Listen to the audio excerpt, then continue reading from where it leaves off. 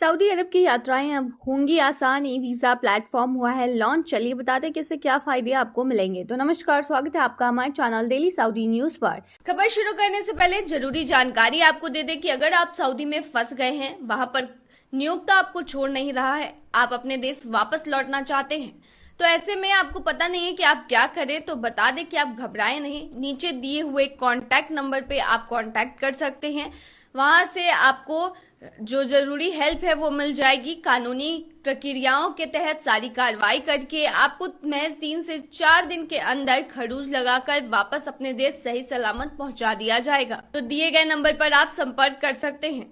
Saudi अरब ने यात्रियों के लिए अपनी यात्रा प्रक्रिया को सरल कर दिया है और इसको करते हुए KSA वीजा प्लेटफॉर्म का पायलट संस्करण यानी एडिशन लॉन्च किया है। इस डिजिटल मंच के जरिए पर्यटक, रिश्तेदारों से मिलने वाले और उम्रा करने वाले लोग आसानी से इलेक्ट्रॉनिक वीजा के लिए आवेदन कर सकते हैं। ये कदम सऊदी अरब के पर्यटन को बढ़ावा देने, प्रक्रियाओं को पारदर्शी बनाने और लोगों के बीच संबंधों को मजबूत करने की दिशा में एक महत्वपूर्ण पहल है। यह प्लेटफॉर्म एक ऑल इन वन सिस्टम के रूप में काम करता है जो आवेदन और प्रोसेसिंग को तेज और यूजर फ्रेंडली बनाता है। कैसे वीजा प्लेटफॉर्म के तहत यात्रियों को कई सुविधाएं मिलेंगी, जिनमें रिश्तेदारों और दोस्तों से मिलना, पर्यटन और सांस्कृतिक गतिविधियों में हिस्सा लेना, सार्वजनिक समारोहों में शामिल होना और हज अवधि को छोड़कर उम्रा करना शामिल है। आवेदक अपनी यात्रा के उद्देश्य और आवृत्ति के आधार पर 2 प्रकार के वीजा चुन सकते हैं। सिंगल एंट्री वीजा जो 90 दिनों की वैलिडिटी देगा, इसके साथ अधिकतम 90 दिन ठहरने की अनुमति देगा, जबकि मल्टीपल एंट्री वीजा 1 साल की वैलिडिटी के साथ प्रत्येक यात्रा पर 90 दिन रुकने की सुविधा प्रदान करता है। वीजा प्रोसेसिंग में 1 मिनट से लेकर अधिकतम 3 दिन का समय लगेगा। वीजा शुल्क के रूप में आवेदकों को लगभग $80 यानी करीब 7,000 रुपए से अधिक का भुगतान करना होगा, जो रिफंडेबल है। इसके अलावा डिजिटल वीजा सेवा शुल्क और डिजिटल बीमा सेवा शुल्क के लिए करीब 1,000 रुपए अलग से देने होंगे। स्वास्थ्य बीमा का शुल्क भी अतिरिक्त होगा। आवेदन के लिए पात्रता में कम से कम 18 वर्ष की आयु, प्रवेश की तारीख से 6 महीने तक वैलिड पासपोर्ट, वैलिड स्वास्थ्य बीमा और सऊदी कानूनों का पालन करना अनिवार्य है। नाबालिग आवेदकों को कानूनी अभिभावक के साथ होना होगा। सऊदी अरब में वीजा प्राप्त करने के 3 मुख्य तरीके पेश किए गए हैं। पहला ई वीजा जो एलिजिबल देशों के नागरिकों, शेंगेन, US या UK वीजा होल्डर्स और GCC देशों के स्थायी निवासियों के लिए उपलब्ध है। दूसरा सऊदी दूतावास या मान्यता प्राप्त वीजा सेवा कार्यालयों के माध्यम से आवेदन। तीसरा आगमन पर वीजा जो उन यात्रियों के लिए है जिनके पास वैलिड शेंगेन, US या UK वीजा है और उन्होंने इसे कम से कम एक बार यूज किया हुआ हो। ये नई व्यवस्था सऊदी अरब को वैश्विक पर्यटकों और तीर्थयात्रियों के लिए और अधिक आकर्षक डेस्टिनेशन बनाने की दिशा में एक बड़ा कदम है। तो जैसा कि मैंने बताया, उसे आप समझ गए होंगे कि अब आपको एक ई वीजा मिलेगा। इसके लिए एक प्लेटफॉर्म जो है वो लॉन्च किया गया है और इससे आप उम्रा कर पाएंगे, अपने रिश्तेदारों से भी मिल पाएंगे और टूरिज्म कर पाएंगे सऊदी अरब की। आसानी से आपको ये इलेक्ट्रॉनिक वीजा मिल जाएगा, जिसकी वजह से आप सऊदी अरब में जा पाएंगे और आप वहां पर आराम से 90 दिनों तक ठहर सकते हैं। बता दें कि सिंगल एंट्री और मल्टीपल एंट्री दोनों वीजा उपलब्ध है। तो अब सऊदी अरब जाना और वहां जाकर उम्रा करना और भी ज्यादा इजी हो गया है, जिसकी वजह से ये प्लेटफॉर्म लॉन्च किया गया है ताकि लोगों को सुविधा हो।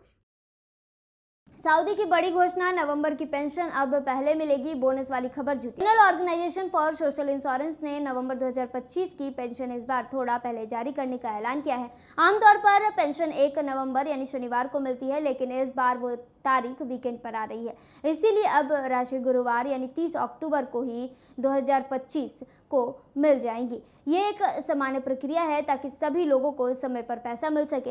GOSI ने बताया है कि पेंशन की रकम अपने आप ही आपके रजिस्टर्ड बैंक अकाउंट में क्रेडिट हो जाएगी। इसके लिए रिटायर्ड लोगों को कुछ भी ज़्यादा करने की ज़रूरत नहीं है।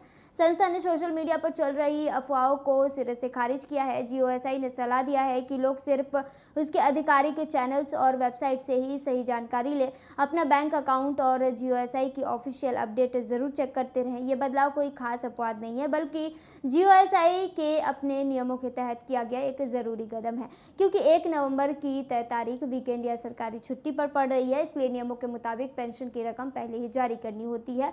इससे यह सुनिश्चित किया जाता है कि सभी रिटायर्ड लोगों को समय पर उनकी पेंशन मिल जाए और किसी को भी किसी प्रकार का देरी ना हो। आपके लिए यानी पेंशन पाने वालों के लिए यह प्रक्रिया बिल्कुल आसान रहेगी। कोई अतिरिक्त काम नहीं करना होगा। आपका पेंशन की रकम अपने आप ही आपके रजिस्टर्ड बैंक अकाउंट में क्रेडिट हो जाएगी। सहज प्रक्रिया है। GOSI का कहना है कि यह कदम इसलिए उठाया गया है कि ताकि पैसा बिना किसी रुकावट के आसानी से लोगों तक पहुंच जाए और वीकेंड शुरू होने से पहले ही आपके अकाउंट में पैसा क्रेडिट हो जाए। पिछले कुछ हफ्तों से सोशल मीडिया पर ऐसी बातें चल रही थी कि रिटायर्ड लोगों को पेंशन में 800 सऊदी रियाल की बढ़ोतरी करने के लिए कोई रॉयल डिक्री जारी किया गया है।